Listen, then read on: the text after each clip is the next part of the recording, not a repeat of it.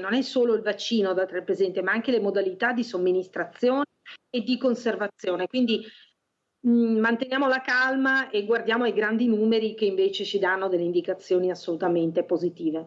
Il dirigente dell'ufficio scolastico regionale del Veneto, Carmela Palumbo, sposta il focus dell'attenzione sui numeri della campagna vaccinale del personale scolastico che in Veneto ha raggiunto ad oggi proporzioni di rilievo.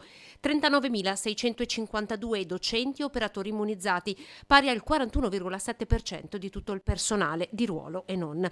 Una mole di lavoro importante, costantemente monitorata, per questo il ritiro del lotto AstraZeneca in via precauzionale non deve spaventare il corpo docente. Se si riesce a fare uno sprint, diciamo nella prossima settimana, secondo me in una decina di giorni massimo dovrebbero essere vaccinati tutti gli aventi diritto. Noi non abbiamo, segnalazioni al momento di, reazioni avverse, gravi, ma appunto i soliti sintomi che, avete già descritto appena adesso.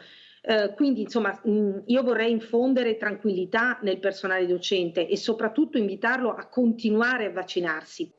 In un Veneto che sta addirittura svolgendo le prove invalsi da remoto in questi giorni, con il 9,1% di studenti al 100% in DAD fino ad oggi, la notizia del passaggio di colore al rosso non può che addolorare, lo conferma Palumbo, forte di poter vantare di aver tutelato e assicurato, fino ad oggi almeno, la presenza sempre ai più piccoli dell'infanzia e agli studenti della scuola primaria.